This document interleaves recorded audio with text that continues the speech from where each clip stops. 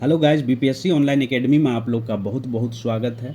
ये 17वीं बीपीएससी का model paper है जो कि 2024 में जो बीपीएससी होने वाला है उसके लिए बहुत ही महत्वपूर्ण क्लास होगा। आई होप कि आप लोग को अच्छा लगेगा ये क्लास। तो ये इसमें जो हम लोग डिस्कस करने वाले हैं ये कम्प्लीटली जो है जो टेस्ट पेपर है और उसमें भी जो डॉटफुल क्वेश्चन होता है वो लेके आए हैं हम, जो अक्सर जो है डॉट होता है स्टूडेंट को इन क्वेश्चनों में। तो देखिए एक बार, आप लोग को शायद अच्छा लगे ये, और हो सकता है आप लोग को बहुत हेल्प भी मिले इस सबसे। तो चलिए, ये डिस्कशन जो है कम्प्लीटली हम लोग हिंदी में करने वाले हैं। तो चलिए स्टार्ट करते हैं, लेते हैं आज का पहला क्वेश्चन। तो चलिए, आज के सेशन का पहला क्वेश्चन जो डॉटफुल है वो है, निम्नलिखित में से कौन सा गलत है। जो गलत है उसको चूज करना है इसमें। तो पहला स्टेटमेंट यहाँ पे दिया हुआ है, ये भी आपको ध्यान रखना है, गलत स्टेटमेंट यहाँ पे चूज करना हम लोग को। तो कह रहा है दंती दुर्ग राष्ट्रकूट साम्राज्य के संस्थापक थे, तो बिल्कुल सही, पहला स्टेटमेंट यहाँ तक तो सही है। और जिन्होंने अपनी राजधानी जो है आधुनिक सोलापुर, जो वर्तमान में सोलापुर के नाम से जानते हैं, शायद ये महाराष्ट्र में है सोलापुर, उसके पास एक जगह है जिसका नाम है मान्यखेता या मालखेड़। ठीक है, तो वहाँ पर तय की गई थी, मतलब वहाँ पे अपनी राजधानी स्थापित की थी। तो ये स्टेटमेंट बिल्कुल सही है। तो यहाँ पे एक क्वेश्चन और भी आप लोग को मिल गया कि राजपूत साम्राज्य का जो संस्थापक थे वो कौन थे, दंती दुर्ग। और अपना जो राजधानी है वो कहाँ पे स्थापित किया था, तो सोलापुर के पास जो मानखेता जगह है वहाँ पर स्थापित किया था। तो पहला स्टेटमेंट सही है। दूसरा स्टेटमेंट है गोविंद द्वितीय 1774 से 780 ईसा तक इनका कार्यकाल था। इन्होंने जो होता है उपाधि धारण किया था, क्या वो प्रभुता वर्ष जो है ये उपाधि धारण किया था, जिसका मतलब होता है बहुत अधिक वर्षा करने वाला। और दूसरा है विक्रमावलोक, जिसका मतलब होता है वीर रूप वाला व्यक्ति, क्या ये उपाधि धारण किया था। तो ये देखिए इसमें जो है यहाँ पर अगर हम लोग बात करेंगे तो है ये धारण किए तो थे, लेकिन ये गोविंद द्वितीय नहीं, गोविंद तृतीय यहाँ पे होगा। तो गोविंद तृतीय होना चाहिए यहाँ पर, जो कि मिसप्रिंट है। चलिए, तो इन्होंने ही जो उपाधि धारण किया था प्रभुता वर्ष, जिसका मतलब होता है बहुत अधिक वर्षा करने वाला। और दूसरा है विक्रमावलोक, जिसका मतलब होता है वीर रूप वाला व्यक्ति। ये सब उपाधि गोविंद तृतीय ने धारण की थी।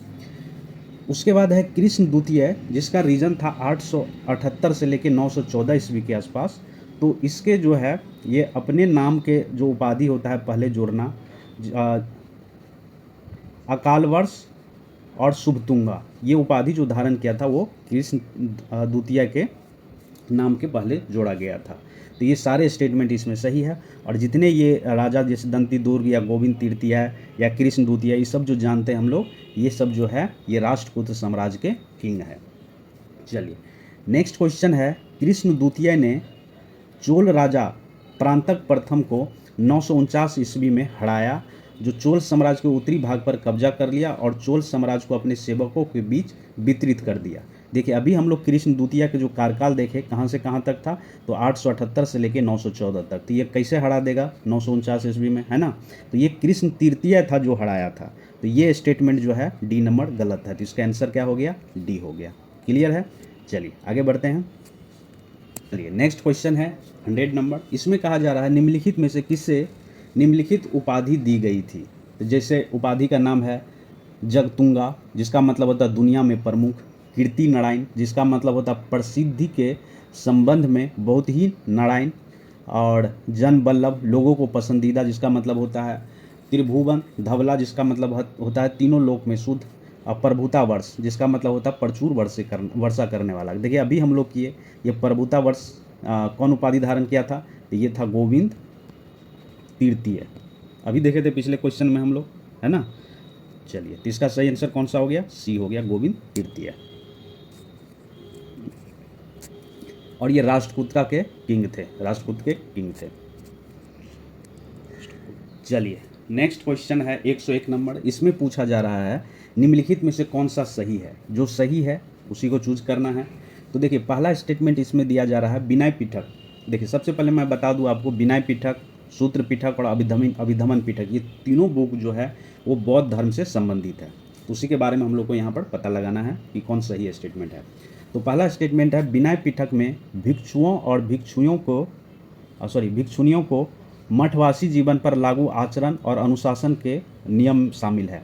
बिल्कुल सही है। ये जो विनय पिटक है इसमें डिसिप्लिन से संबंधित मतलब आचरण और अनुशासन और नियम कह सकते हैं, ये सारे बात मेंशन है बौद्ध धर्म के विनय पिटक में। तो पहला स्टेटमेंट तो सही है। दूसरा स्टेटमेंट है आपका सूत्र पिटक में बुद्ध की प्रमुख शिक्षा या धम्म शामिल है। तो सूत्र पिटक में क्या है, बुद्ध की मुख्य शिक्षा और धम्म नीति इसमें शामिल किया गया है। तो दूसरा स्टेटमेंट भी सही है। तीसरा है अभिधम्म पिटक, जिसमें भिक्षुओं को शिक्षा और वेदांतापूर्ण गतिविधि का एक दार्शनिक विश्लेषण और व्यवस्थीकरण है। तो ये तीनों स्टेटमेंट इसमें सही है। एक बार सही से आप लोग फिर से पढ़िएगा। तो इसका सही आंसर हो गया 1, 2, 3 तीनों सही है इसका। चलिए नेक्स्ट क्वेश्चन है 102 नंबर। इसमें कहा जा रहा भारत के धार्मिक इतिहास के संदर्भ में निम्नलिखित कथनों पर विचार करें और कौन सा सही है उसको चूज करना है। तो पहला स्टेटमेंट दिया है स्थाविरवादीन महायान बौद्ध धर्म से संबंधित है। दूसरा स्टेटमेंट दिया है लोकोत्तरवादीन संप्रदाय बौद्ध धर्म के महासंघिका संप्रदाय की एक शाखा है। तो देखिए 2 नंबर तो बिल्कुल सही है। तीसरा स्टेटमेंट दिया है महासंघिकों द्वारा बुद्ध को देवता मानने से महायान बौद्ध धर्म को बढ़ावा मिला। बिल्कुल सही। जो महासंघिका जो थे वो बुद्ध को जब देवता माने तो उसमें महायान बौद्ध धर्म को जो है बढ़ावा मिला था। तो 1 और 2 स्टेटमेंट्स बिल्कुल सही है। तो चलिए तीसरा स्टेटमेंट देखते हैं। पहला स्टेटमेंट में क्या कह रहा है, स्थाविरवादीन महायान बौद्ध धर्म से संबंधित है। तो देखिए ये महायान बौद्ध धर्म से संबंधित नहीं था। ये क्या चीज़ से संबंधित था, तो ये थेरावादी परंपरा जो बौद्ध धर्म में है उस परंपरा से संबंधित है, जो कि महायान बौद्ध धर्म से बिल्कुल अलग है। थेरावाद बौद्ध धर्म में व्यक्तिगत ज्ञान और बुद्ध की जो शिक्षाओं को महत्व पर जोड़ देता है। तो इस हिसाब से सही आंसर कौन सा हो गया, 2 और 3 सही आंसर है बी। चलिए नेक्स्ट क्वेश्चन है 106 नंबर। इसमें कहा जा रहा है प्रारंभिक मध्यकाल में भारत में बौद्ध धर्म का पतन क्यों शुरू हो गया। ठीक है, इसमें से कौन सा स्टेटमेंट सही है ये चूज करना है। तो देखिए पहला स्टेटमेंट कह रहा है कि उस समय जो प्रारंभिक मध्यकाल था उस समय तक बुद्ध को जो विष्णु के अवतारों में से एक अवतार माने जाने लगा। तो इसी को लेकर जो वैष्णववाद का ये हिस्सा बन गया और वहीं से वैष्णववाद का क्या हुआ, एक दौड़ शुरू हो गया। ठीक है, तो ये एक रीज़न हम लोग मान सकते हैं। तो पहला स्टेटमेंट तो बिल्कुल सही है। दूसरा स्टेटमेंट कह रहा है अंतिम गुप्त राजा के समय तक मध्य एशिया के जो आक्रमणकारी थे जनजातियों ने हिंदू धर्म अपनाया और बौद्ध पर अत्याचार किया। तो देखिए गुप्त के टाइम में बौद्ध पे अत्याचार नहीं हुआ था। ठीक है, ये तो बौद्ध धर्म के बहुत बड़े सपोर्टर भी थे, जैसे आप कुमार गुप्ता का नाम ले लीजिए। ठीक है, जो नालंदा महावीरा बनाया था। तो ये स्टेटमेंट आपका गलत है। तीसरा स्टेटमेंट है गुप्त वंश के राजा बौद्ध धर्म के घोर विरोधी थे। बिल्कुल गलत है। गुप्त वंश के जो राजा थे वो बौद्ध धर्म अपनाए भी थे और बौद्ध धर्म के एक बहुत बड़े सपोर्टर भी थे। तभी हम बताए आपको कि नालंदा महावीरा जो बनाया था जो कुमारगुप्त, वो किसके टाइम में, गुप्त वंश के ही रहने वाले थे और गुप्त वंश के ही राजा थे। तो ये नहीं कह सकते बौद्ध धर्म के घोर विरोधी थे। तो इस हिसाब से सही आंसर जो है वो कौन है, ओनली 1। ठीक है, क्योंकि मध्यकाल तक जो है बुद्ध को विष्णु का एक अवतार के रूप में माने जाने लगा, जहाँ से वैष्णववाद का एक हिस्सा बन गया और वहीं से एक वैष्णववाद का परंपरा स्टार्ट होता है। ठीक है, चलिए आगे बढ़ते हैं। तो 107 नंबर क्वेश्चन है। यहाँ पे कहा जा रहा है अनेकांतवाद निम्नलिखित में से किस मूल सिद्धांत और दर्शन है। तो देखिए ये जो सिद्धांत संबंधित है वो संबंधित है जैनिज्म से, मतलब जैन धर्म से। ठीक, चलिए आगे बढ़ते हैं। 9 नंबर क्वेश्चन में कहा जा रहा है निम्नलिखित में से कौन सा कथन जैन सिद्धांत पर लागू है, नीचे दिए गए कोड का उपयोग करके सही उत्तर चूज करें। तो देखिए पहला स्टेटमेंट इसमें दिया हुआ है कर्मों को नष्ट करने का सबसे अचूक उपाय है तपस्या करना। ठीक है, कर्मों का नष्ट करने का सबसे अचूक उपाय क्या है, तपस्या करना। प्रत्येक वस्तु यहाँ तक कि सबसे छोटे कण भी एक आत्मा होती है। मतलब इसमें कहा गया कि एक छोटे वस्तु में भी क्या होती है, आत्मा होती है। उसके बाद कर्म आत्मा का अभिशाप है और इसे समाप्त किया जाना चाहिए। तो ये सारे स्टेटमेंट जो देख रहे हैं ये बौद्ध धर्म जैन धर्म पर ये लागू होता है और जैन धर्म से संबंधित है। तो इसका सही आंसर हो गया आपका डी 1, 2 एवं 3। चलिए नेक्स्ट क्वेश्चन है 110 नंबर। भारत में धार्मिक प्रथाओं के संदर्भ में स्थानकवासी संप्रदाय डैश से संबंधित है। ये जो है स्थानकवासी ये किस संप्रदाय से संबंधित है, तो ये जैन संप्रदाय से संबंधित है। स्थानकवासी एक श्वेतांबर जैन संप्रदाय है। इसका मानना है कि आत्मा की शुद्धि और निर्माण और मोक्ष की प्राप्ति के लिए जो है मूर्ति पूजा आवश्यक नहीं है। ठीक है। स्थानकवासी श्वेतांबर सिद्धांत को स्वीकार करते हैं और इसमें जो अगर हम लोग बात करें तो 32 जैन आगमन शामिल इसमें मिलते हैं। तो याद रखिएगा, स्थानकवासी जो है ये किस संप्रदाय से संबंधित है? ये जैन संप्रदाय से संबंधित है। सही आंसर हो गया इसका बी। 111 नंबर क्वेश्चन में कहा जा रहा है निम्न में से कौन सा सही है? जो सही है उसको चूज करना है। पहला स्टेटमेंट दिया हुआ है प्रारंभिक वैदिक काल में कोई वर्ण व्यवस्था नहीं थी। ये स्टेटमेंट बिल्कुल सही है। जब स्टार्टिंग था वैदिक काल का उस टाइम में कोई भी वर्ण व्यवस्था नहीं देखने को मिला था। ये धीरे धीरे जैसे वैदिक काल बढ़ते गया वहाँ पे वर्ण व्यवस्था हम लोग को दिखते गया। दूसरा स्टेटमेंट है उत्तर वैदिक काल में वर्ण व्यवस्था अस्तित्व में आया था। उत्तर वैदिक काल में आया था और इससे पहले अगर हम लोग बात करें मतलब पूर्ण रूप से उत्तर वैदिक काल में आया था, जिसका रीजन माना जाता है 1000 BC से लेकर 600 BC। ठीक है। इससे पहले भी दिखता था, हमारे ऋग्वेद में भी मेंशन है, लेकिन कंप्लीटली रूप से अगर हम लोग बात करें तो उत्तर वैदिक काल में ये देखने को मिला।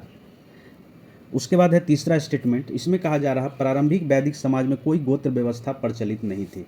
तो ये भी सही है, प्रारंभ में नहीं थी, लेकिन जैसे जैसे वैदिक काल का मतलब बढ़ते गया वहाँ पर हम लोग को गोत्र व्यवस्था देखने को मिलती है। तो ये तीनों स्टेटमेंट इसमें सही है। चलिए नेक्स्ट क्वेश्चन है 112 नंबर। इसमें कहा जा रहा है ऋग्वैदिक आर्य और सिंधु घाटी के लोगों की संस्कृति के बीच अंतर के संदर्भ में निम्नलिखित में से कौन सा कथन सही है? और कोड से चूज करना है कि कौन सा सही है। तो चलिए पहला स्टेटमेंट हम लोग देखते हैं 112 नंबर। 112 नंबर में कहा जा रहा है ऋग्वैदिक आर्य युद्ध में मेल कोट और हेलमेट का उपयोग करते थे, जबकि सिंधु घाटी सभ्यता के लोग में इनका प्रयोग या उपयोग करने का कोई सबूत नहीं छोड़ा। तो बिल्कुल सही। जो ऋग्वैदिक काल में युद्ध हुआ करता था तो उसमें एक प्रोटेक्टिव एक टोपी टाइप का पहनना होता था जो लोहे का या बना होता था, ऐसा कह सकते हैं। ठीक है। और इसका उपयोग जो है हम लोग को सिंधु घाटी के सभ्यता में कहीं भी प्रमाणीय नहीं मिलता है। तो पहला स्टेटमेंट आपका सही है। दूसरा स्टेटमेंट कहा जा रहा है ऋग्वैदिक आर्य जो ऋग्वैदिक आर्य थे सोना चांदी तांबा जानते थे, जबकि सिंधु घाटी के लोग केवल तांबा और लोहा जानते थे। देखिए ये स्टेटमेंट गलत हो गया, क्योंकि सिंधु घाटी सभ्यता में जो लोग थे उनको लोहा के बारे में नहीं पता था। तो दूसरा स्टेटमेंट क्या हो गया? गलत हो गया। तीसरा स्टेटमेंट देखिए क्या कह रहा है। तो तीसरा स्टेटमेंट कहा जा रहा है ऋग्वैदिक आर्यों ने घोड़े को पालतू बनाया था, जबकि सिंधु घाटी के लोगों को इस जानवर के बारे में जानकारी थी, इनका कोई प्रमाण नहीं मिलता है। तो देखिए वहाँ पर जो है अगर हम लोग प्रमाण की बात करें तो पालतू तो नहीं बनाया था, लेकिन हाँ कहीं कहीं जगह पे कुछ चीज़ जो है कुछ प्रमाण ऐसे मिले, ऊँट के हड्डी मिले। लेकिन अगर हम लोग घोड़ा की बात करें तो ये बहुत ही दुर्लभ था उस टाइम में। ठीक है। तो तीसरा स्टेटमेंट भी क्या है? सही है। तो इस हिसाब से सही आंसर कौन हो गया? 1 और 3 सही है और दूसरा नंबर स्टेटमेंट गलत है। क्वेश्चन नंबर है 114 नंबर और इसमें कहा जा रहा है हड़प्पा सभ्यता के बारे में निम्नलिखित में से कौन सा कथन सत्य है, उसको चूज करना है। तो पहला स्टेटमेंट इसमें दिया हुआ है हड़प्पा संस्कृति नगर नियोजन की अपनी विशिष्ट प्रणाली के लिए प्रसिद्ध थी। तो बिल्कुल सही है ये पहला स्टेटमेंट। यहाँ नगर नियोजन था एक बहुत ही अच्छे तरीके से नियोजित किया गया था। तो पहला स्टेटमेंट सही है। दूसरा स्टेटमेंट कहा जा रहा मोहनजोदड़ो का सबसे महत्वपूर्ण सार्वजनिक स्थान महान स्नानगार प्रतीत होता है। बिल्कुल सही, मोहनजोदड़ो में मिला था ये महान स्नानगार। तो दूसरा स्टेटमेंट भी सही है। तीसरा स्टेटमेंट कहा जा रहा है अनगार मोहनजोदड़ो की सबसे बड़ी इमारत थी। तो ये भी सही है। अनगार जो है मोहनजोदड़ो साइट है उसका सबसे बड़ी इमारत के रूप में जानते हैं हम लोग। चौथा स्टेटमेंट यहाँ पे दिया हुआ है हड़प्पा के शहर में पक्की ईंटों का प्रयोग किया गया था। बिल्कुल सही। जो हड़प्पा में किया गया था पक्की ईंटों का किया गया था। अगर इजिप्ट का सिविलाइजेशन की अगर हम लोग बात करें तो वहाँ पक्की ईंटों का उपयोग नहीं किया गया था। इस हिसाब से अगर हम लोग देखेंगे तो आंसर हो जाएगा इसका डी। 1 2 3 4 सारे इसमें सही है। चलिए नेक्स्ट क्वेश्चन है 115 नंबर। निम्नलिखित में से कौन सा हड़प्पा स्थल कच्छ क्षेत्र में स्थित है? यानी गुजरात के कच्छ क्षेत्र की बात हो रही है। तो इसमें जो भी देख रहे हैं देहसलपुर, धौलावीरा और लोथल, ये सारे जो है आपका संबंधित है किससे? हड़प्पा सभ्यता से संबंधित है। लेकिन इसमें भी पूछा जा रहा है कि कौन सा है जो कि गुजरात के कच्छ रीजन में हड़प्पा का साइट है और ये कच्छ रीजन में कौन कौन से है? इसमें दो ही है, आप लोग सुने भी होंगे, धौलवीरा और लोथल। ये दोनों जो है गुजरात के कच्छ रीजन में स्थित है। बाकी सब कच्छ रीजन में नहीं है, उससे दूर है। तो याद रखिएगा धौलवीरा और लोथल जो है कच्छ रीजन में। तो सही आंसर इसका हो गया आपका सॉरी ये लोथल नहीं, देहसलपुर और धौलवीरा ये दोनों हैं कच्छ रीजन में, ठीक है। ये लोथल और ये रोजरी नहीं है। तो इसका एक बार लोकेशन आप लोग देख लीजिएगा, आंसर इसका सही हो जाएगा 1 और 2, देहसलपुर एवं धौलावीरा। नेक्स्ट क्वेश्चन है 116 नंबर। इसमें पूछा जा रहा है मोहनजोदड़ो के ग्रेट बाथ कम्प्लेक्स यानी विशाल स्नानगार के टैंक में डाइस पर सीढ़ियाँ थी। तो देखिए जो मोहनजोदड़ो से जो ग्रेट बाथ मिला, विशाल स्नानगार मिला, उसमें देखा गया कि जो ये सीढ़ी बनी हुई है उत्तर और दक्षिण की तरफ बनी हुई थी, उत्तर और दक्षिण दोनों की तरफ। तो याद रखिएगा उत्तर और दक्षिण दोनों की तरफ। तो सही आंसर कौन हो गया? उत्तर एवं दक्षिण, बी सही आंसर है इसका। चलिए नेक्स्ट क्वेश्चन है 118 नंबर। इसमें पूछा जा रहा है हड़प्पा के संदर्भ में कुछ जानवरों के साक्ष्य जो है अत्यंत दुर्लभ है। तो कौन कौन से इसमें जानवर है जिसका साक्ष्य अत्यंत दुर्लभ है, ये आपको बताना है। क्वेश्चन नंबर है 118। तो देखिए सिंधु घाटी सभ्यता के लोगों द्वारा जो पालतू जानवर बनाया गया था, बैल को, सुअर को, हाथी को, गधे को, बकरी को, ये सब शामिल है। तो बाकी भैंस, ऊंट और घोड़ा ये बहुत ही दुर्लभ मतलब देखा गया है, लेकिन बहुत ही कम मात्रा में। कई सारे साइट है जहाँ पर देखा गया कि ऊंट का भी वहाँ पे प्रमाण मिलता है, लेकिन बहुत ही कम मात्रा में। तो हम लोग कह सकते हैं भैंस, ऊंट और घोड़ा जो है इसका साक्ष्य अत्यंत दुर्लभ है। तो सही आंसर हो गया 118 का सी नंबर, लेकिन वहाँ पे सुअर पालतू बना रहा था, ठीक है। क्वेश्चन है 119 नंबर और यहाँ पे पूछा जा रहा है घोड़े के अवशेष कहाँ पाए जाते थे। तो लेकिन अवशेष देखा गया है, लेकिन अगर आप कहेंगे कि पालतू बनाता था तो ऐसा कोई प्रमाण नहीं मिला है जिससे पता चले कि घोड़े को पालतू बनाया जाता था, ठीक है। तो चलिए इसमें हम लोग बात करेंगे सुरकोटदा, ठीक है, कालीबागान और धौलावीरा और ये क्या है मंदा। इसमें पूछा जा रहा घोड़े का अवशेष कहाँ पाया गया। तो देखिए एक जो आर्कियोलॉजिस्ट थे जिनका नाम है एस बोकोनी, ठीक है, इन्होंने बताया सुरकोटदा में एक घोड़े का कंकाल की खोज मिली थी, ठीक है, लेकिन बहुत ही दुर्लभ, बहुत ही कम जगहों पर। तो ये हो गया, यहाँ पर मिला था। दूसरा अगर हम लोग बात करें बीबी लाल की, तो बीबी लाल को भी जो है वहाँ पर कालीबागान में जब उन खुदाई कर रहे थे, कालीबागान एवं धौलवीरा में और लोथल में, तो यहाँ पे देखा कि घोड़े के दांत मिला और हड्डी का भी उल्लेख वहाँ पर मिलता है। तो यानी कालीबागान और धौलवीरा में भी घोड़े होने का साक्ष्य वहाँ मिलता है, लेकिन पालतू बनाया ये नहीं कह सकते हम लोग, ठीक है, लेकिन बहुत ही दुर्लभ मात्रा में मिला। तो सही आंसर कौन सा हो गया 119 का? तो 119 का हो गया बी 1, 2, 3, मंदा में नहीं मिला ऐसा कुछ। चलिए नेक्स्ट क्वेश्चन है 120 नंबर। यहाँ पे पूछा जा रहा है हड़प्पा सभ्यता के संबंध में निम्नलिखित में से कुछ सही है, मतलब कौन कौन सा सही है ये चूज करना है। पहला स्टेटमेंट यहाँ पर दिया हुआ है गेहूं की 3 प्रमुख प्रजाति पाई जाती थी। देखिए हड़प्पा सभ्यता में तो गेहूं उपजाया जाता था, उस टाइम में जो गेहूं के हैं 3 प्रजाति उपजाया जाता था वहाँ पर। तो पहला स्टेटमेंट सही है। अगर हम लोग बात करें गेहूं, जौ, रई, मटर, तिल, मसूर, चना, सरसों ये सब का उत्पादन होता था, ठीक है। बाजरा का प्रमुख रूप से गुजराती जो स्थल है, जो हड़प्पा साइड गुजरात में है, वहाँ पर देखा गया है कि बाजरा भी मतलब उपजाया जाता था। और चावल का भी साक्ष्य मिला, लेकिन जितना गेहूं का मिला उतना चावल का नहीं मिला, ठीक है। तो गेहूं की 3 प्रमुख प्रजाति पाई जाती थी हड़प्पा सभ्यता में। जौ की भी 3 किस्में की खेती की जाती थी, तो ये भी सही है। मसूर की खेती होती थी, मसूर दाल की। तिलहनों में सरसों, अलसी, तिल ये पाए जाते थे। तो ये सारे स्टेटमेंट जो सही है, 120 का सही आंसर हो गया डी। चलिए नेक्स्ट क्वेश्चन है 121 नंबर। निम्नलिखित में से किस हड़प्पा स्थल पर शल्य चिकित्सा का सबसे पहला साक्ष्य मिला था, ठीक है। तो ये साइट है कौन सा? कालीबागान। और कालीबागान है कहाँ पर? तो ये है राजस्थान में।